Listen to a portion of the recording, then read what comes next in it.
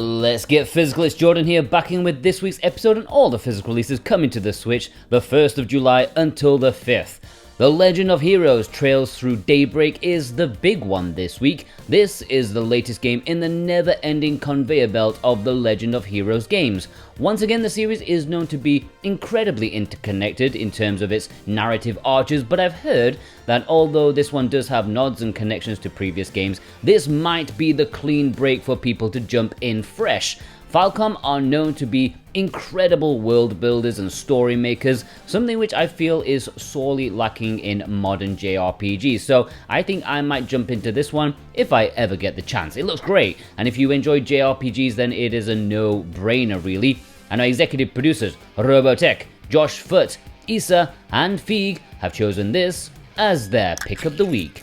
And if you want this or any of the retail releases from this week's episode, then please consider using the links down below in the description. You can purchase from VGP, which is a fantastic way to support us because they have good prices in cheap Canadian money and free worldwide shipping if you purchase over 80 Canadian bucks, which is about 60 American dollars, not that much. Plus, if you buy something with our link, then each week you will be put into a draw to win a $10 discount coupon. And this week's winner is Lucia M. Congratulations, Lucia. You should get an email from VGP if you haven't already with your discount coupon, and I hope you spend it wisely. Thank you for your support. Overlord Escape from Nazarick is getting a physical release in Europe this week. Remember, Limited Run did this in North America, and way before that, it also released in Japan. I think many of you have it already, but if you don't, and you live in Europe, well, now is a decent time to pick up this Metroidvania that I think is pretty good. And our executive producer, Instacritic, has chosen this as his pick of the week. Tokyo Clanpool is getting an English release thanks to East Asia Soft and Play Asia. This is hot off the press. In fact, I'm not sure even if East Asia Soft have announced this in their video, which is going out at the same time as this one, so maybe I'm announcing it first, I don't know. This is a compile heart game with Idea Factory. It was a Vita game. Originally it never released in the West, of course, until now on the Nintendo Switch. This is a dungeon crawling JRPG with Moege themes to it. A good comparison would be to Moro Crystal H, but I think it's less saucy than that. Edit: Jordan was wrong. Oh my god, I can't even show you that. You are a schoolgirl who is the president of Tokyo, and in order to gain support from your citizens, you go dungeon crawling. It's in the future, it makes complete sense, I love it. Dungeons are explorable with different gimmicks like flying and digging, and of course, you have your standard first-person battles as the girls use their smartphones to do stuff.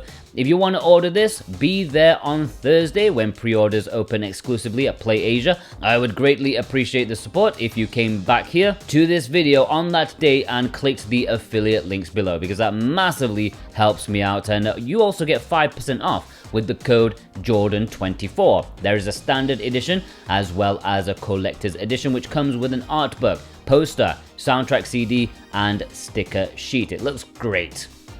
Astral Ascent is a 2D action platformer roguelike as you explore 4 unique worlds to take on 12 bosses of the Zodiac. Libra better be the most badass one and not a dumb weight scale. I'm still bitter about that. There are even 4 playable characters. Many people describe this as a 2D Hades. Is that what we're doing now? It's a roguelike with a dash thing, so now it's Hades? Alright, I mean, it's a hugely acclaimed game with an 87 Metacritic score. That's insane in my opinion. Pre-orders open, well, right now. You can even buy a crappy looking statue. And our executive producer, Thorn Metal Luna, has chosen this as his pick of the week. Ninja 5-0 is Limited Run's second game this week, and probably an exciting one for fans of the Game Boy Advance cult classic. I don't think anyone played this game back in the day, but word spread when people played it on emulators and thought, hey, this game's pretty good. If you want some authentic shinobi, then this would be a great game for you. In Europe, this game was known as Ninja Cop because maybe they thought Europeans wouldn't get the 5-0 reference, or if they did, they'd only get it thanks to Hawaii 5-0, then it'd sound like a dumb parody. I don't know, but it's a good game that will probably sell more now than it did back in the day.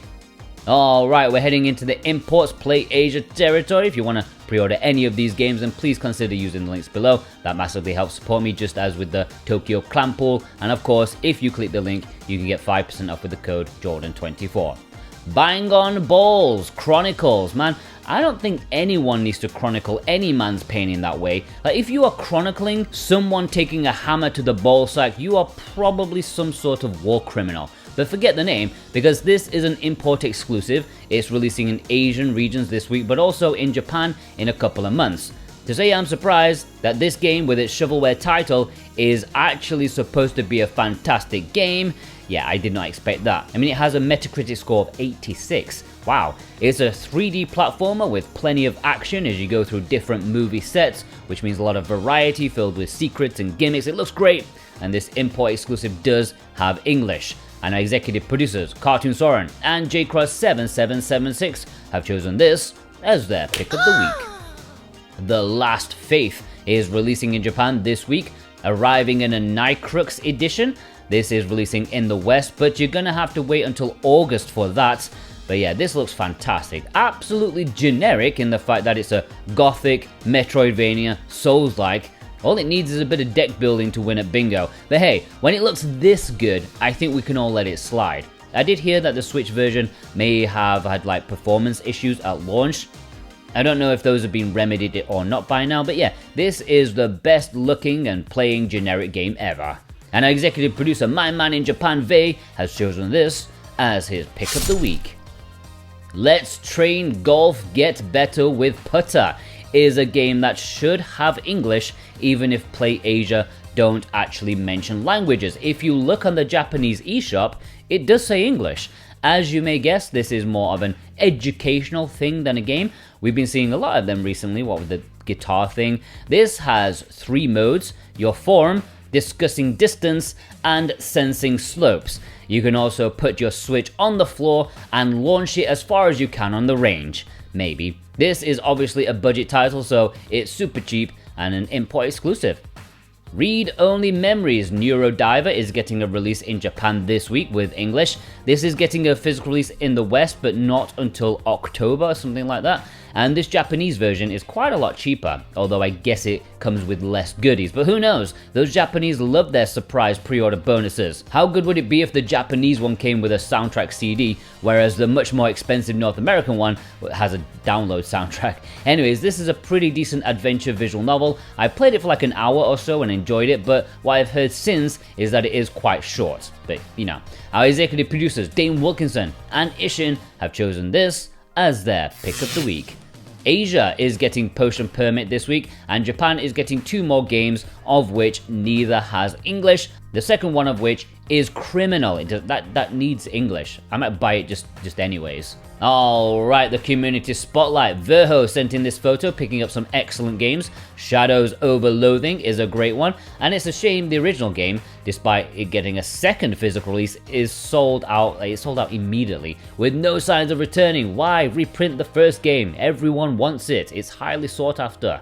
Executive producer, my man in Japan, Vei, sent in this photo picking up the double pack of A Street Cat's Tale and Night's Witch, which even though that did get a Western physical release, it seems Japan got a sweet looking collector's edition for it. Robin H sent in this photo of Smurfs 2, The Prisoner of the Greenstone, which I know I always complain about Microids not caring too much about the performance of their Switch games, but Robin told me that this one does run pretty well. Executive producer Precision Plague sent in this photo with Arise, a simple story that finally got released by Red Hot Games. Feels like it took a while, that one. Remember, Red Hot Games currently have a big sale going on their website, up to 70% off on 99 games. They're not all 70% off, but you know, the highest ones are. I made a whole video about it on Physical Paradise. And also, what the hell is Boardwalk Arcade 2? I have never seen that game before. Mickey McFlynn sent in this photo picking up Monster Hunter Stories, the better Japanese version. Mine arrived in the post last week. Will I have time to play it? No, but maybe my daughter will one day. McLaren sent in this photo picking up, I don't know, but I think he may have picked up 1 or 2 copies of the Japanese release of Radiant Silvergun, which did slip me by. I did forget to mention it in this video series. Kevin W sent in this photo picking up a couple of visual novels. As you may know, I'm currently working on a huge visual novel physicals video.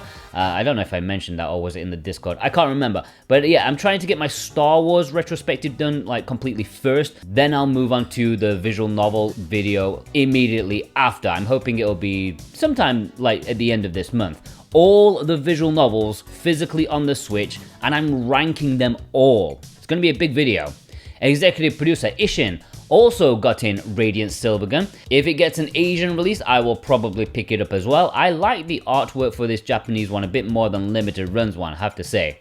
Executive producer Instacritic sent in this photo picking up a wealth of games. Not only is he going to be building houses for people, he's also going to be mowing their lawns for them. What a top lad. Gaoban Penguin sent in this photo picking up Dream Cutter. That's probably not only one of the best-selling Funbox naughty games ever, it might be one of the top affiliate earners I've ever had, at least for Video Games Plus.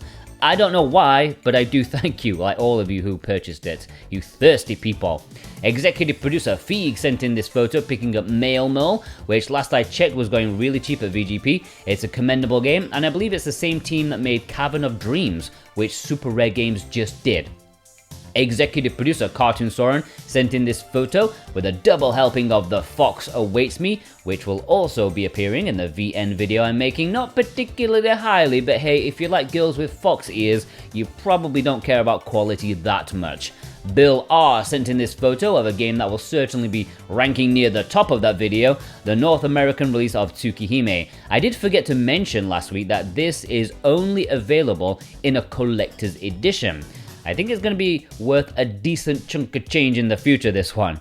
Ashura G sent in this photo with the Super Zangura, which is another Red Hot game that took quite a while, but I absolutely love that box art on the left. I mean, that is so early PS1 era Japanese game. It reminds me of Alundra, and that makes me want to buy it just for that alone. Look at it. Andrew R sent in this photo picking up the Xuanyuan Sword 7 from Play Asia. Apparently, the standard edition has sold out already. They only have collector's editions left, unless it's a listing mistake. Could be.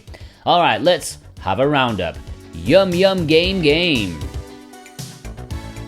Starvey. Retro Yoshi. Clara S.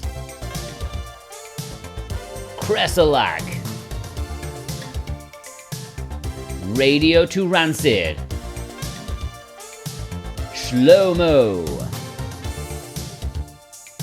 Pabs. Shane L. Gary W. JB in my knot. Alright, please send me your pictures on Twitter at SoWhatAboutGame if you can DM me, if you can, alright? If you can't, maybe you want to use the email switchwatchspotlight@gmail.com, and of course the Discord. The server link is below. You can submit it in the submission section once I open it up.